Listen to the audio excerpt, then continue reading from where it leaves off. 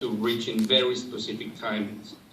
And but I guess that her approach was more of one of a dancer who prepares millimetrically for Act 1 choreography, and then when we were rolling cameras, it was just the moment in which she's performing. And all of that stuff, it was like second nature. She was not even worried about that. And it was really remarkable to see her performing, and as if the rest of that didn't exist. There were other technologies that we have, this box, this light box, we call it, that it was like a cube, that is 10 by 10 cube, in which she would be locked inside. It's a cube of, all the walls have LED lights. And she actually started using that as her own process, because the scenes that we were shooting when she was in that cube actually are the scenes in which she's insulated. And she chose just to keep that insulation, you know, and in between setups, she chose to stay inside. And she started using that for her process. So, yeah, I mean, I'm just very grateful with the actors, because with all this technology, that the real miracle of this film, I think, is Sandra's performance. Was she in the cube 100% for 100% of the shooting? I began to wonder if when she's in the atmosphere of the Soyuz capsule, that maybe that was something that could have been filmed as live action. Yeah, no, we were at the cube. Maybe she was like 5 weeks, 4 weeks, and then the Soyuz it was actually one of the only real sets. On top of that, the actors, they have to have this amazing sense of abstraction, because there were no sets, because all of those are virtual sets. And so they worked so closely with the art department, mapping in their head every single inch of that set.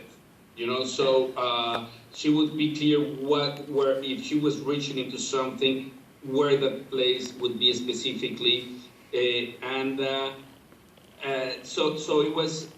But at the end, she was only for that time, and then we thought that going into the Soyuz, that it was a practical set, was going to be a relief and easy.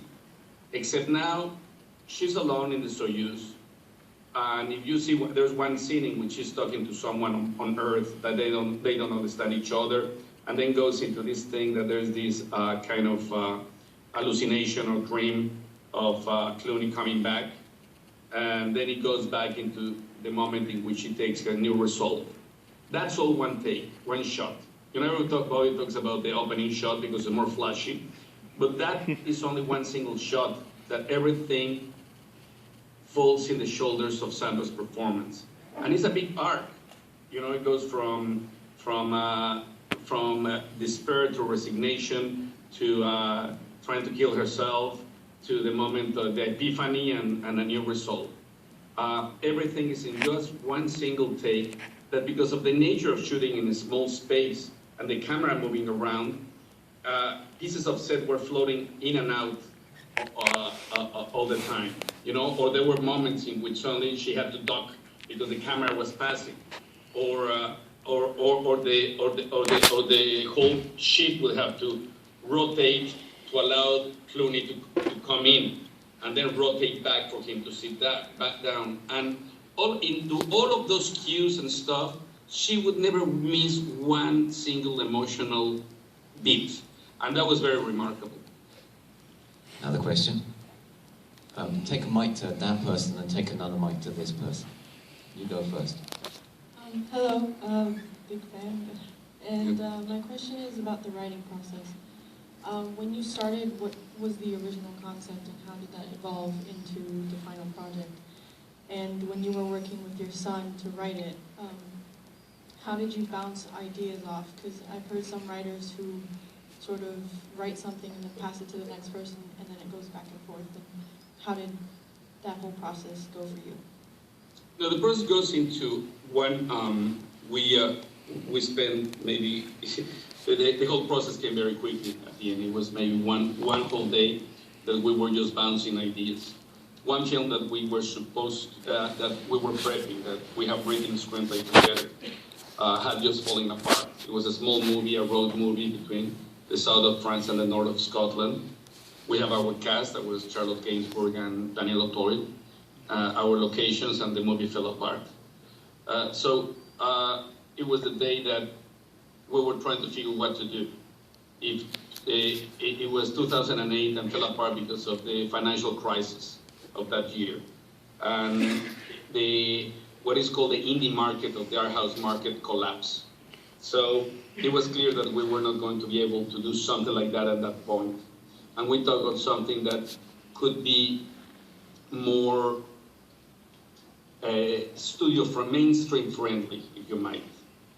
But then we start talking about how, how to do that in a way that we would have done the other film. And we start talking, well, the first thing we need to talk about is the theme. And we start talking, well, because of all these adversities happening right now, my life was full of adversities at that point, let's just explore the theme of adversity. And then we start talking about references. And we have two references. One was, in one end of the spectrum was Duel by Spielberg. If you can say a more mainstream choice. And the other end of the spectrum was A Man Escaped by Bresson. Both films, what they have in common is that they are like one single character going through a whole journey, that the journey starts to have existential overtones. And next thing we have this image of, we start discussing where to set that story. And we have this image of one astronaut spinning into the void. And the metaphor was very obvious immediately. And then we decided to follow that line. And so pretty much at the end of that day, we have a rough map of what we wanted to do, that we developed that map maybe in the next following 5 days or so to have like a blueprint. And then we parted ways. I went to Mexico, he went to Spain. And we would Skype every day for the next 2-3 weeks until we completed a draft. A draft that is very close, actually, to the film that you just saw. Yeah, next question.